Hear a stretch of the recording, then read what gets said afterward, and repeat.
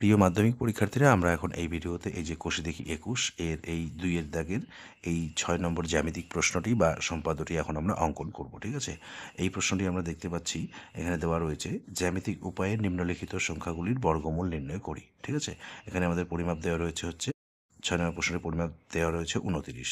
তো এই 29 এটি কিন্তু একটি মৌলিক সংখ্যা। ঠিক আছে, 29টি মৌলিক সংখ্যা। তো দেখো, এটি আমরা সমাধান করব। তোমরা মনোযোগ সহকারে দেখো, অবশ্যই তোমরা ভালোভাবে বুঝতে পারবে। তো প্রিয় শিক্ষার্থীরা, দেখো এই যে 29 যেহেতু মৌলিক সংখ্যা, সেহেতু আমরা যে কোনো মৌলিক সংখ্যার যদি আমাদের জ্যামিতিক উপায়ে বর্গমূল নির্ণয় করতে বলা হয়, মানে 2 অঙ্কের সংখ্যা, ঠিক আছে, সেই সংখ্যাগুলিকে আমরা 5 দিয়ে ভাগ করব। দেখো, যে 5 দিয়ে আমরা 29কে ভাগ করব। 5 5 25, বিয়োগ করলে আমরা পাচ্ছি 4, এই দশমিক দিয়ে 0, এরপর বাদ দেবো আমরা 8, 5 8 40। এই যে আমাদের মিলে গেল। ঠিক আছে, তো আমরা এক্ষেত্রে লিখব 29 সমান সমান এই 5 গুণ এই 5.8। ঠিক আছে, যদি 2 অঙ্কের মৌলিক সংখ্যা থাকে, তাহলে জ্যামিতিক উপায়ে বর্গমূল নির্ণয় করার জন্য আমরা 5 দিয়ে ভাগ করব। ঠিক আছে, 1 অঙ্কের সংখ্যা থাকলে লিখতে হবে না, মানে 5 দিয়ে ভাগ করতে হবে না। ঠিক আছে, এখন দেখো, এখন আমরা স্কেল দ্বারা এই 5 সেমি আর এই 5.8 সেমি পরিমাপ নেব। আমরা এই যে শূন্যের বড় দাগ, এটি হচ্ছে মূল বিন্দু, এখান থেকে হিসেব শুরু হয়। আমরা এখানে একটি বিন্দু দেব, আর এই 5-এর বড় দাগ এখানে একটি বিন্দু দেব। এই 2 বিন্দু আমরা যুক্ত করে দেব। ঠিক আছে, এই এরপর এই 5.8 সেমি নেব। একইভাবে এখান থেকে শুরু, এই যে 5.8, তো তাহলে 1 2 3 4 5 6 7 8 এই পর্যন্ত আমরা দুপাশে দুটি বিন্দু দিয়ে যুক্ত করে দিচ্ছি। ঠিক আছে, তাহলে ভুল হওয়ার সম্ভাবনা থাকবে না। আমরা লিখে দেব, এটি হচ্ছে 5। আমরা এখানে সেমি লিখছি, সেমির জায়গায় একক কথাটিও লেখা যেতে পারে, 5.8।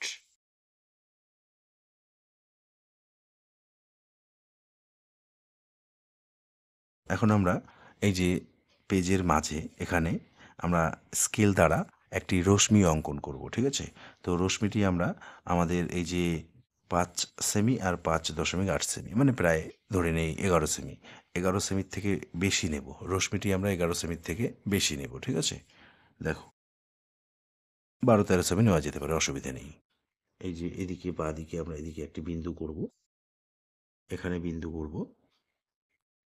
এই বিন্দুর নাম দেব আমরা এ, এই বিন্দুর নাম দেব এক্স, এবং এদিকে রশ্মির চিহ্ন করে দেব। ঠিক আছে, এখন আমরা পেন্সিল কম্পাস দিয়ে প্রথমে এই 5 সেমির পরিমাপ নেব। দেখো, এই যে এভাবে নিতে হবে। ঠিক আছে, পেন্সিল কম্পাস দিয়ে 5 সেমির পরিমাপটি আমরা এভাবে নেব। ঠিক আছে, নিয়ে এই এ বিন্দুতে বসাবো। বসিয়ে এই যে এক্স রশ্মির দিকে বৃত্তচাপ কেটে নেব। এই, ঠিক আছে, এখানে বিন্দু উৎপন্ন হয়েছে।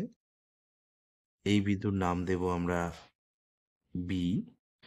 এরপর আমরা 5.8 সেমির পরিমাপ নেব, এই যে এভাবে নেব।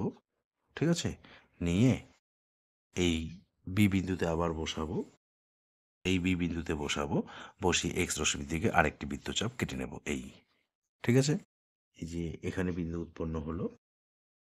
রশ্মির উপরে বৃত্তচাপ কাটার ফলে বিন্দু উৎপন্ন হয়, এই বিন্দুর নাম দেব আমরা সি। এখন আমরা পেন্সিল কম্পাস দিয়ে এই এসি সরল রেখাংশটিকে আমরা সমদ্বিখণ্ডিত করব, বা সমান 2 ভাগে ভাগ করব। ঠিক আছে, এসিকে আমরা সমান 2 ভাগে ভাগ করব। তো সমান 2 ভাগে ভাগ করার জন্য আমরা প্রথমে পেন্সিল কম্পাসটি এই কাঁটাটি সি বিন্দুতে বসাবো। বসিয়ে এই এসি সরল রেখাংশটির অর্ধেক আইডিয়া করে, অর্ধেক এখানে আইডিয়া করে, ঠিক আছে, তার থেকে একটু বেশি নেব পরিমাপ আর কি, পেন্সিল কম্পাস দিয়ে এই যে অর্ধেকের বেশি নিলাম। ঠিক আছে, তোমরা যদি সামান্য কম বেশি নেও, বা সামান্য কম বেশি হয়, তোমাদের কোনো ব্যাপার নেই তাতে। ঠিক আছে, আমাদের কাঁটাটি, পেন্সিল কম্পাসের কাঁটাটি সি বিন্দুতে বসে থাকবে। আমরা উপরে একটি বৃত্তচাপ কেটে নেব, এই যে এভাবে, এবং কাঁটাটি আমাদের সি বিন্দুতেই বসানো রয়েছে, নিচে একটি বৃত্তচাপ কেটে নেব, এই যে এভাবে। ঠিক আছে, এরপর একই পরিমাপ, এই পরিমাপটি আমরা এই এ বিন্দুতে বসাবো। বসিয়ে উপরে যে প্রথমে বৃত্তচাপটি কেটেছি তার উপরে আরেকটি বৃত্তচাপ কাটবো এভাবে, এবং নিচেও তাই, নিচেও একটি বৃত্তচাপ কাটবো, বৃত্তচাপটির উপরে আরেকটি বৃত্তচাপ কাটবো। ঠিক আছে, এই যে এখানে বিন্দু উৎপন্ন হয়েছে, এখানেও বিন্দু উৎপন্ন হয়েছে। এখন আমরা স্কেল দ্বারা এই দুই বিন্দু যুক্ত করে দেব। ঠিক আছে, এই যে এই দুই বিন্দু আমরা স্কেল দ্বারা যুক্ত করে দেব। এই, ঠিক আছে, যুক্ত করে দেওয়া হলো। ফলে এই যে এখানে বিন্দু উৎপন্ন হলো। এই যে AC সরল রেখাংশটিকে আমরা সমদ্বিখণ্ডিত করলাম বা সমান দুই ভাগে ভাগ করলাম। তো এই যে এটি হচ্ছে সমদ্বিখণ্ডক। AC সরল রেখাংশটিকে সমদ্বিখণ্ডিত করার ফলে এই যে এখানে বিন্দু উৎপন্ন হয়েছে। ঠিক আছে, এই বিন্দুর নাম দেব আমরা এখানে O।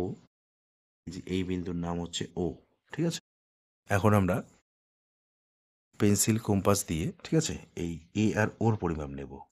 A আর ওর পরিমাপ নিলেও হয়, আবার O আর সির পরিমাপ নিলেও হয়। ঠিক আছে, নেব, দেখো এই যে এভাবে আমরা নেব, A আর ওর পরিমাপ পেন্সিল কম্পাস দিয়ে নেব। ঠিক আছে, নিয়ে এই যে পেন্সিল কম্পাস দিয়ে আমরা A আর ওর পরিমাপ নিলাম। ঠিক আছে, নিয়ে আমরা এই এখন A থেকে C পর্যন্ত এদিকে আমরা একটি অর্ধবৃত্ত অঙ্কন করব। দেখো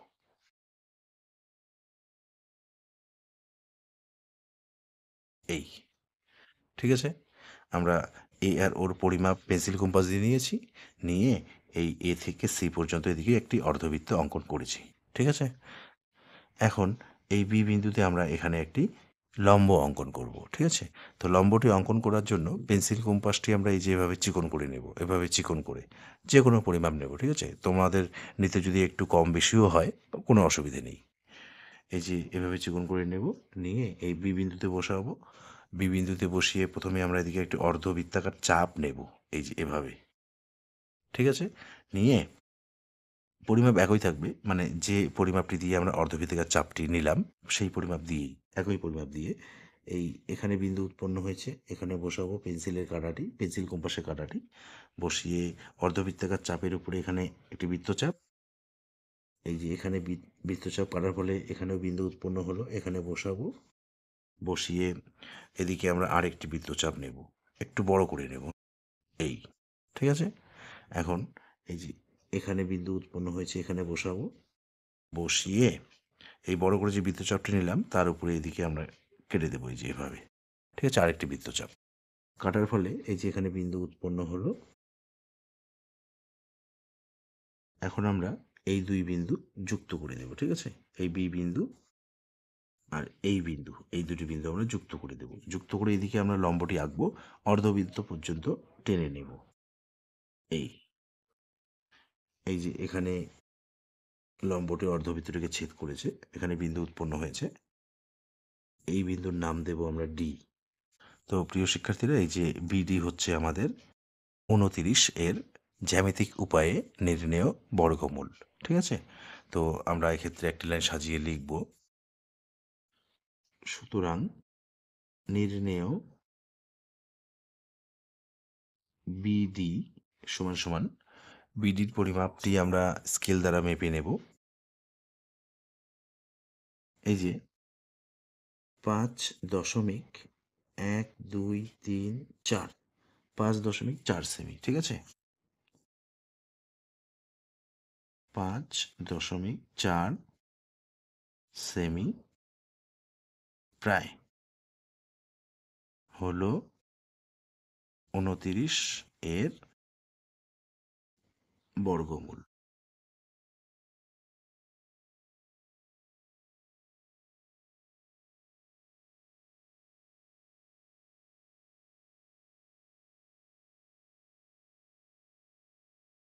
তো প্রিয় শিক্ষার্থীরা, নিশ্চয়ই তোমরা ভালোভাবে বুঝতে পেরেছো। যদি তোমাদের কোথাও বুঝতে অসুবিধে হয় তোমরা অবশ্যই আমাদের কমেন্ট করে জানাবে। তো এই ভিডিওতে এ পর্যন্ত, ধন্যবাদ।